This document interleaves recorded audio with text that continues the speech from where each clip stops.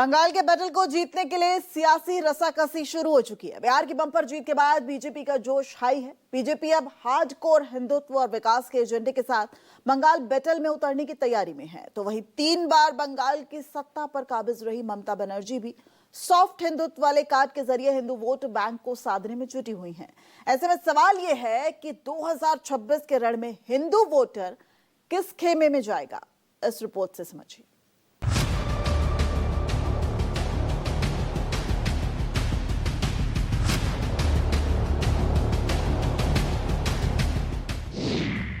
बंगाल का सियासी महासंग्राम, बीजेपी का हिंदू भाई वाला प्लान। कोई सच्चा हिंदू ममता जी का साथ नहीं है। ममता ने नई रणनीति अपनाई, किस मोड़ पर आई बंगाल की लड़ाई? आम हिंदू, आम मुस्लिम, आम सिख, आम ईसाई। 2026 चुनाव में एसआईआर का चिन्ह क्या वोटर्स को करेगा छिन्न भिन्न? 1 करोड़ से ज्यादा वोटर डिलीट हो जाएगा तो ममता बनर्जी कैसे जीतेगी? बिहार में बम्पर जीत मिलने के बाद ही बीजेपी कार्यकर्ताओं को प्रधानमंत्री नरेंद्र मोदी ने नया टारगेट बता दिया और वो टारगेट था पश्चिम बंगाल का 2026 विधानसभा चुनाव। अब भाजपा आपके साथ मिलकर पश्चिम बंगाल से भी जंगल राज को उखाड़ फेंकेगी। अपने संदेश के साथ ही पीएम मोदी और बीजेपी ने अपने इरादे साफ कर दिए थे। बंगाल के बैटल को जीतने के लिए बीजेपी पूरा जोर लगा रही। एसआईआर, घुसपैठिया और बंगाल में ममता राज बना जंगल राज के मुद्दे के साथ साथ बीजेपी हिंदू हिंदू भाई भाई वाला कार्ड भी खेल रही और पश्चिम बंगाल की ममता सरकार पर हिंदू विरोधी होने का आरोप लगा रही। 1,10,000 रुपया देकर पुलिस लगा कर किया। कोई सच्चा हिंदू ममता जी का साथ नहीं है। नंदीग्राम का 9 हिंदू लड़का जो सिविक वॉलंटियर्स है, ट्रैफिक मेंटेन के लिए पुलिस को साथ सहयोग करने का काम करता है। ये 9 लोग को 9,000 रुपया ओनली सैलरी, अपने घर से 50, 70, 60, 40, 50, 60 किलोमीटर दूर, 100 किलोमीटर भी दूर है। एगरा यहाँ से कम 100 के आसपास होगा, 70-80 होगा। ये लोग को ट्रांसफर कर दिया है। एक ही हिंदू का ऊपर अत्याचार है। हिंदू विरोधी सरकार का काम इस तरीके से, देखिए 9 आदमी, यहाँ बहुत मुस्लिम लड़का भी काम करता है, उनके ऊपर टच नहीं किया। ढूंढ ढूंढ के हिंदू लड़का के ऊपर अत्याचार कर रहा है। ये हिंदू लोग इसको सहन नहीं करेगा। पश्चिम बंगाल में अब तक बीजेपी हिंदुत्व और विकास के मुद्दे की चासनी परोसती रही है, लेकिन बीजेपी का हिंदू कार्ड लोकसभा चुनाव में इसकी रणनीति के मुताबिक नहीं चल सका। बावजूद इसके बीजेपी इस बार भी हिंदुत्व मुद्दे को लेकर जोर शोर से उठा रही है। माना जा रहा है कि 2026 के विधानसभा चुनाव में बीजेपी संघ के साथ मिलकर हिंदुत्व कार्ड को भुनाना चाहती है, जिसमें एसआईआर, घूसपैठी जैसे मुद्दे बीजेपी इस कार्ड को चलाने में अहम भूमिका निभा सकती है। बीजेपी आरोप लगा रही है कि फर्जी वोटर्स और रोहिंग्या के सहारे ही ममता बनर्जी 3 बार सीएम रही, लेकिन इस बार एसआईआर के बाद पश्चिम बंगाल से करीब 1 करोड़ से ज्यादा वोट डिलीट हो जाएंगे और ममता का चौथी बार सीएम बनने का सपना चूर चूर हो जाएगा। 1 करोड़ से ज्यादा वोटर डिलीट हो जाएगा तो ममता बनर्जी कैसे जीतेगी? देद वोटर, फेक वोटर और बांग्लादेशी मुस्लिम घुसपैठिया, रोहिंग्यास, उनका सपोर्ट से उनका है। बीजेपी का साथ तो अंतर ज्यादा नहीं है, 22 लाख का अंतर है। पिछले लोकसभा वोट में इतना धांधली किया, 7 चरण में, हर चरण में कैमरा बंद करके वोट किया। उसका बाद भी हमारी बीजेपी का साथ तो उनका अंतर ओनली 5-6% का अंतर है। 22 लाख वोट का जरूरत है बीजेपी। ये तो एसआईआर साफ सुथरा वोटर लिस्ट बन जाएगा तो पहले ही आउट हो जाएगा, सेमीफाइनल में आउट हो जाएगा। एसआईआर सेमीफाइनल आउट हो जाएगा तो फाइनल से कैसे लड़ेगा? और पता है, गणित उनकी पता है, वो सब मालूम है कैसे किया। पुलिस को देकर, आईपैक को देकर, अपने तंत्र को काम में लगाकर, गुंडा लोग को काम में लगाकर। एक तरफ जहां बीजेपी हिंदुत्व कार्ड को लेकर बंगाल के बैटल में उतरने की तैयारी कर रही है, तो 3 बार से बंगाल के सीएम रह चुकी ममता बनर्जी भी हिंदुओं के वोटर्स को टीएमसी के खेमे में लाने के लिए पूरा दम लगा रही। इस महीने में 2 बार ममता बनर्जी ने एसआईआर के खिलाफ पैदल मार्च निकाला है। उन्होंने कोलकाता और उत्तर 24 परगना के चांदपारा से मथुआ, हार्टलैंड, ठाकुर नगर तक पैदल मार्च किया। जाहिर है ममता के इस पैदल मार्च के सियासी मायने। दरअसल मथुआ समुदाय के लोग मूल रूप से बांग्लादेश के रहने वाले हैं और पश्चिम बंगाल के बॉर्डर वाले जिलों में रहते हैं। 2019 के लोकसभा चुनाव के बाद टीएमसी को मथुआ वोट बैंक का काफी नुकसान हुआ था। 2021 के विधानसभा चुनाव में कई सीटें टीएमसी हार गई थी। इसीलिए अब मुख्यमंत्री ममता बनर्जी एसआईआर का मुद्दा बनाकर मथुआ समुदाय को साधने की रणनीति तैयार की है। ममता बीजेपी को खुले तौर पर चुनौती दे चुकी, कह चुकी हैं कि बंगाल के लोग उनकी शान है। जब तक वो हैं तब तक कोई यहां से किसी को निकाल नहीं सकता।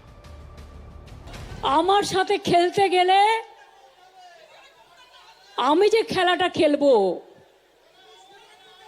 সেই খেলায় তোমরা আমাকে ধরতেও পারবে না, ছুটতেও পারবে না, নাগালও পাবে না।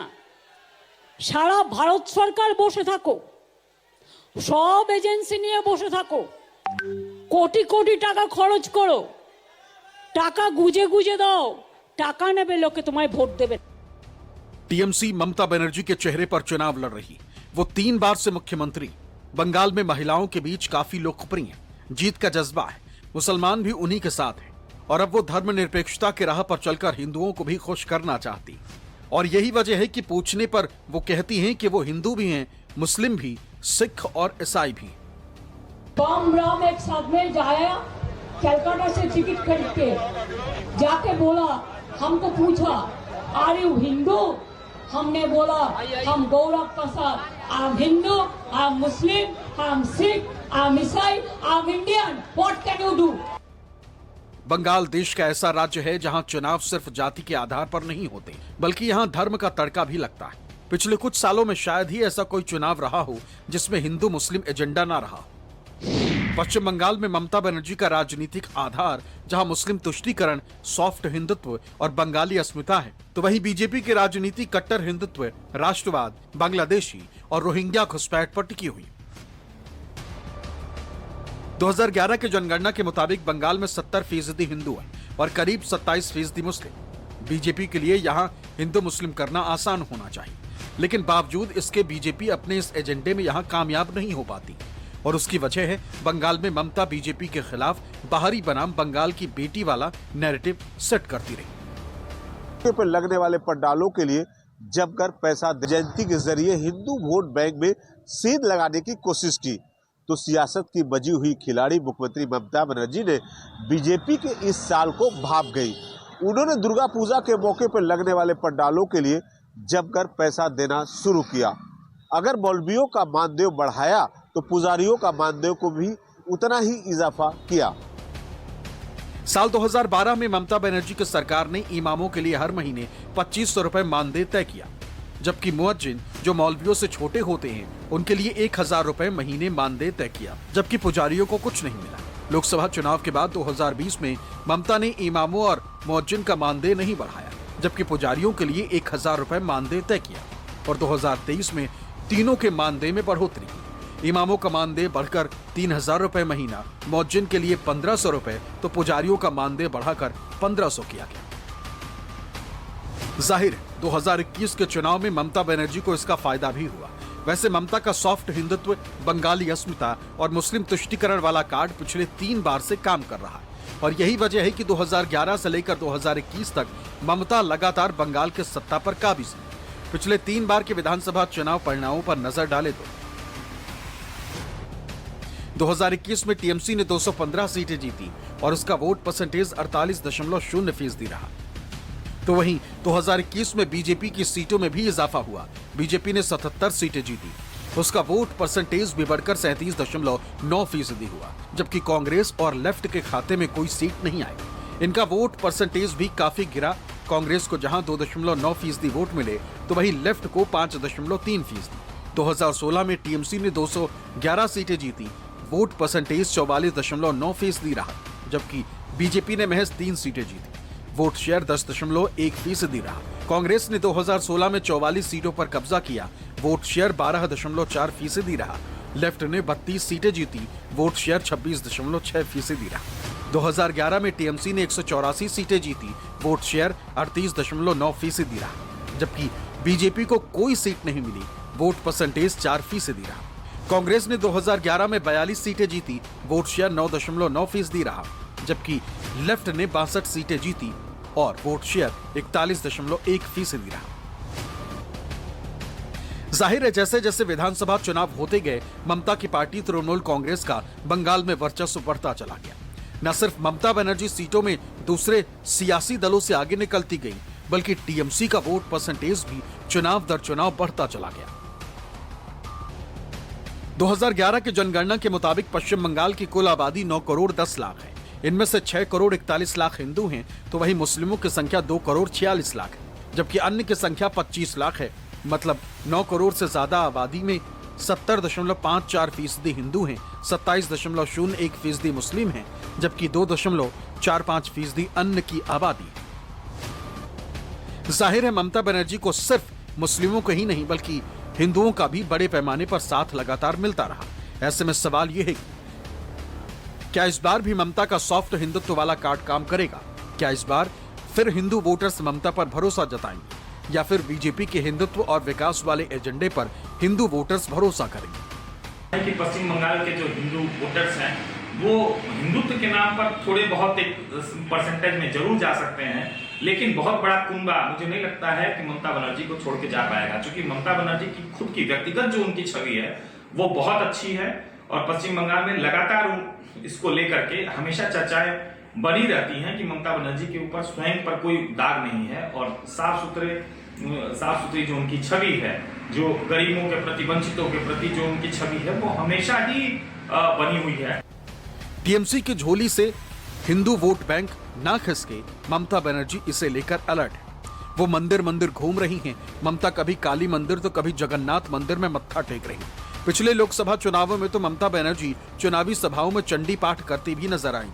जाहिर है, ममता हिंदू वोटर्स को साधने की भरसक कोशिश कर रही कि पश्चिम बंगाल की जो हिंदू है, जो बंगाल की जो परंपरा है, बंगाल के जो मुस्लिम हिंदू जो है, उनका जो है हमेशा झुकाव ये रहता है कि हम क्षेत्रीयवादी पार्टियों को हमेशा समर्थन देते रहेंगे। यही कारण है कि पश्चिम बंगाल में कभी भी राष्ट्रीय कोई पार्टी अपनी जगह आज के दौर में नहीं बना पाई। जिस तरह आपने देखा कि इसके पहले वाम मोर्चा का की हमेशा सरकार रही। ममता बनर्जी भी ठीक वाम मोर्चा को भी मुस्लिम लोगों का ही समर्थन था। ठीक उसी तरह से मुस्लिम वर्ग जो है अब वो कन्वर्ट होकर के ममता बनर्जी के साथ आ गया है और भारतीय जनता पार्टी हिंदुत्व का कार्ड खेल करके चाहती है कि इसको अपने बस में कर लेना। इधर 2021 के चुनाव में बीजेपी ने कांग्रेस और लेफ्ट के वोट बैंक में सेंध लगाई। नतीजा ये हुआ कि बीजेपी 77 सीटों पर पहुंची और वोट बैंक भी करीब 37% से ऊपर जा पहुंचा। और इस बार बीजेपी ममता के हिंदू वोट बैंक में सेंध लगाने की पूरी कोशिश में जुटी। तृणमूल कांग्रेस का वोट भारतीय जनता पार्टी नहीं ले पाई।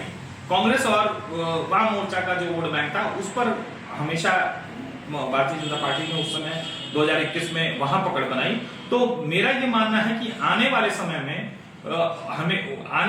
में भी वही टारगेट होगा। तृणमूल कांग्रेस का जो वोट बैंक है, जो मुस्लिम वोट बैंक है, वो हमेशा तृणमूल के साथ रहेगा, क्योंकि उनको महसूस है, उनको पता है कि उनकी रहनुमा ममता बनर्जी हैं और ममता बनर्जी ही, मुझे लगता है कि उनका मानना है, मुस्लिम समाज का मानना है कि ममता बनर्जी ही उनके लिए कुछ कर सकती हैं। इसमें कहीं कोई दो राय नहीं है। हाँ, अगर वोटों का किसी तरह से कोई ध्रुवीकरण होता है, तो वो एक सिनेरियो बन सकता है कि जब पश्चिम बंगाल में कुछ अलग सा बदलाव सा हो। फिलहाल अभी दूर दूर तक इसके कोई आसार नजर नहीं आते दिख रहे। अब देखना ये होगा कि 2026 के बैटल ऑफ बंगाल में हिंदू किसका साथ देता है। क्या वो बीजेपी के हिंदुत्व और विकास के एजेंडे पर भरोसा करेगा या फिर ममता बनर्जी के खेमे में ही खड़ा रहेगा।